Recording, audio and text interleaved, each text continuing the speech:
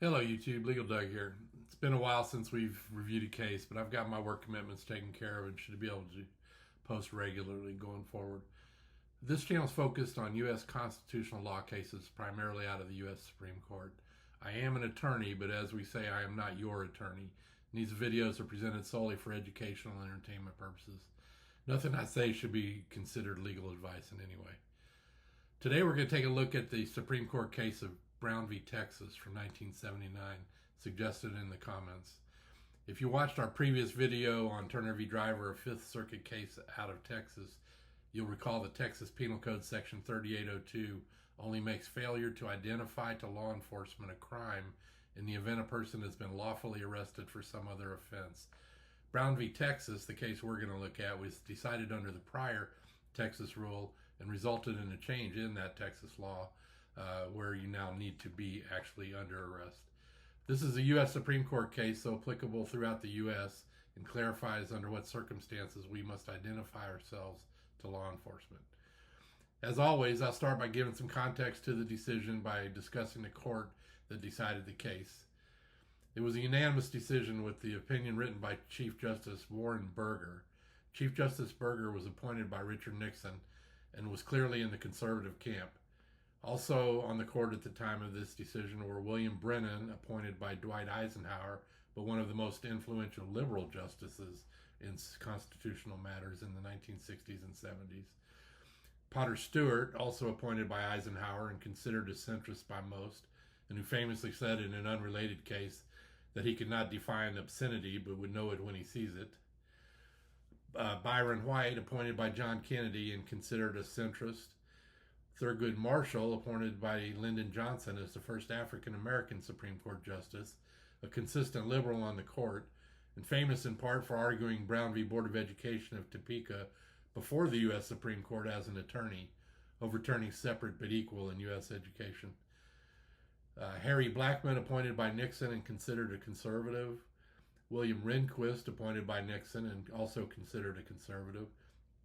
And John Paul Stevens, appointed by Ford and probably still considered a centrist at the time of this decision, becoming more liberal later in his tenure. The opinion itself is not long, it's only about 2 pages, and I'll go through the entire opinion.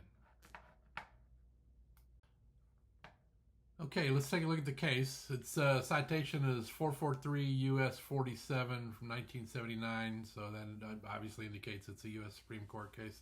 Style of the case is Brown v. Texas. Argued February 21, 79, decided June 25, 79, and it's an appeal from the County Court of Law number 2 in El Paso County, Texas. And that's a little bit interesting. We'll talk below about how it got to the U.S. Supreme Court. We won't go through too much through the attorneys here. I will point out that on the brief for the state was Mark White, Attorney General. He went on to be governor of the state of Texas. I rode down an elevator with him, which I think makes me somewhat famous. But other than that, we'll go on to the decision. Written by, the opinion is by Justice Burger, as noted, delivered the opinion of the court. We'll just go through the whole thing. This appeal presents the question of whether appellant was validly convicted for refusing to comply with a policeman's demand that he identify himself pursuant to a provision of the Texas Penal Code, that's that 3802, which makes it a crime to refuse such identification on request, and which it no longer does. Section 1. At 12:45 in the afternoon of December 9th, 1977, officers Venegas and Sotelo of the El Paso Police Department were cruising in a patrol car. They observed appellant and another man walking in opposite directions away from one another in an alley. Although the 2 men were a few feet apart when they were first seen, Officer Venegas later testified that both officers believed the 2 had been together or were about to meet until the patrol car appeared.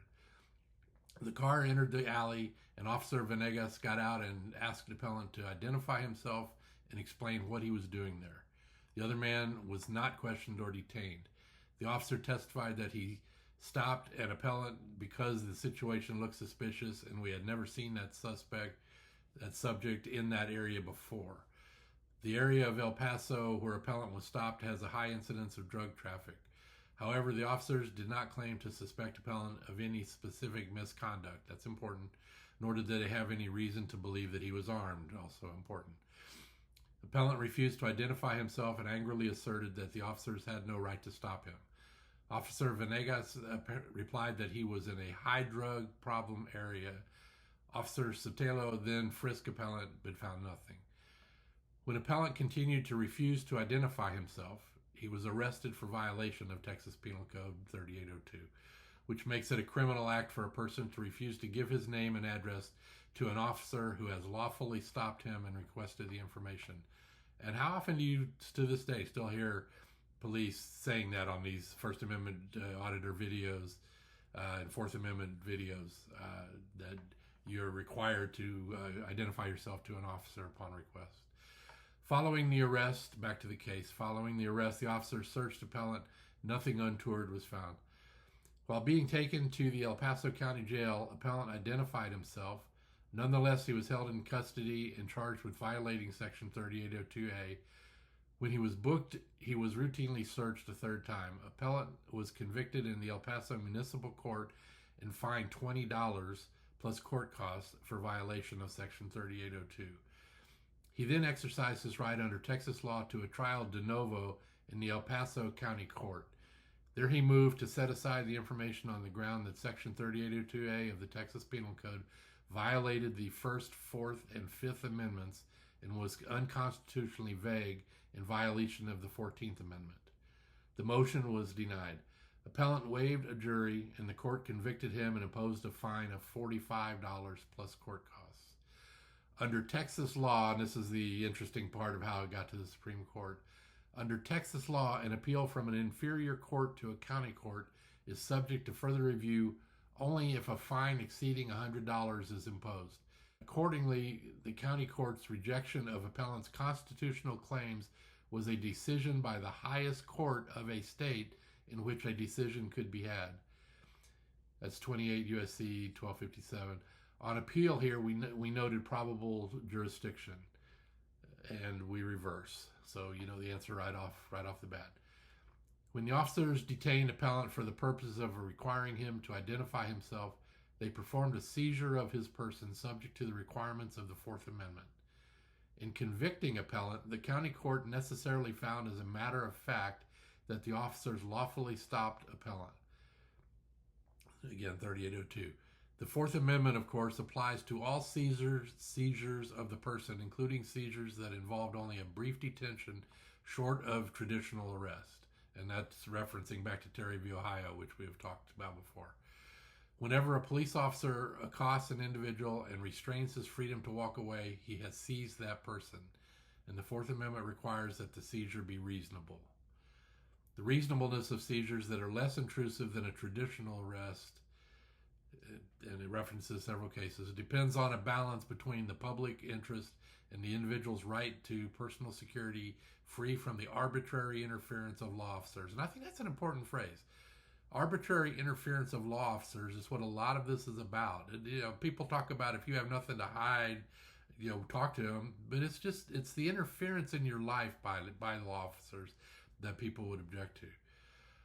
So consideration of the constitutionality of such seizures involves a weighing of the gravity of the public concerns served by the seizure, the degree to which the seizure advances the public interest, and the severity of the interference with individual liberty. A central concern in balancing these competing considerations in a variety of settings has been to assure that an individual's reasonable expectation of privacy is not subject to arbitrary invasions solely at the unfettered discretion of officers in the field. Keywording. To this end, the Fourth Amendment requires that a seizure must be based on the specific objective facts indicating that society's legitimate interests require the seizure of the particular individual, or that the seizure must be carried out pursuant to a plan embodying explicit neutral limitations on the conduct of individual officers. The state does not contend that appellant was stopped pursuant to a practice embodying neutral criteria, but rather maintains that the officers were justified in stopping appellant because they had a reasonable, articulable suspicion, the Terry v. Ohio language, reasonable, articulable suspicion that crime had just been, was being, or was about to be committed. We have recognized that in some circumstances, an officer may detain a suspect briefly for questioning, although he does not have probable cause to believe that the suspect is involved in criminal activity as required for a traditional arrest. Again, Terry v. Ohio, you can stop them if they meet this lower threshold of reasonable articulable suspicion that crime is afoot. And again, here's a reference to Terry v. Ohio. However, we have required the officers to have a reasonable suspicion based on objective facts that the individual is involved in criminal activity. The flaw in the state's case is that none of the circumstances preceding the officer's detention of appellant justified a reasonable suspicion that he was involved in criminal conduct. Officer Venegas testified at appellant's trial that the situation in the alley looked suspicious, but he was unable to point to any facts supporting that conclusion. There is no indication in the record that it was unusual for people to be in the alley. And here's a key sentence, I think. The fact that appellant was in a neighborhood frequented by drug users standing alone is not a basis for concluding that appellant himself was engaged in criminal conduct. And here, 30-some years later, you still hear that excuse provided by law enforcement. In short, the appellant's activity was no different from the activity of other pedestrians in that neighborhood. When pressed, Officer Venegas acknowledged that the only reason he stopped appellant was to ascertain his identity. The record suggests an understandable desire to assert a police presence. However, that purpose does not negate Fourth Amendment guarantees. In the absence of any basis for suspecting appellant of misconduct, the balance between the public interest and appellant's right to personal security and privacy tilts in favor of freedom from police interference. The Texas statute under which appellant was stopped and required to identify himself is designed to advance a weighty social objective in large metropolitan centers, prevention of crime. But even assuming that purpose is served to some degree by stopping and demanding identification from an individual without any specific basis for believing he is involved in criminal activity, the guarantees of the Fourth Amendment do not allow it.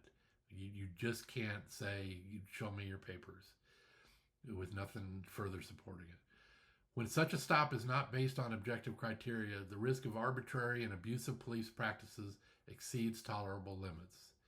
The application of Texas Penal Code, Section 3802, to detain appellant and require him to identify himself violated the Fourth Amendment because the officers lacked any reasonable suspicion to believe appellant was engaged or had engaged in criminal conduct. Accordingly, appellant may not be punished for refusing to identify himself, and the conviction is reversed. So again, a short case. There's an appendix here that goes through some of the discussion in the trial. You can pause and read it. I'll leave that on. I'll include that in the screen. But this is the case, or one of the major cases that talks about the requirement that the police have more, that you do not, under the Fourth Amendment, have to identify yourself to every police officer that simply asks you, for your name and your birth date, or to identify in some other way. I know it's a key part of law enforcement. It's almost law enforcement by warrant check. I think that's generally what's going on here. But it's not U.S. law. It's not how we do it as Americans. And the Fourth Amendment protects us against that. But again, 30-some years later, you still see this over and over. And it's just interesting that conflict still exists after this much time, when a unanimous decision out of the Supreme Court, with conservatives, centrists, and liberals all coming to the same conclusion on this, have clearly stated what the law is on that. So hopefully that's the case. Again, a short case. Hopefully that was helpful. And if you have any comments, by all means, it would be helpful to me for you to drop a comment in, give me a like. If you want to hear more cases like this, subscribe to the channel. I'm going to try to be on a pretty consistent basis, posting other cases. And appreciate your time on this one. Thank you. Thanks a lot.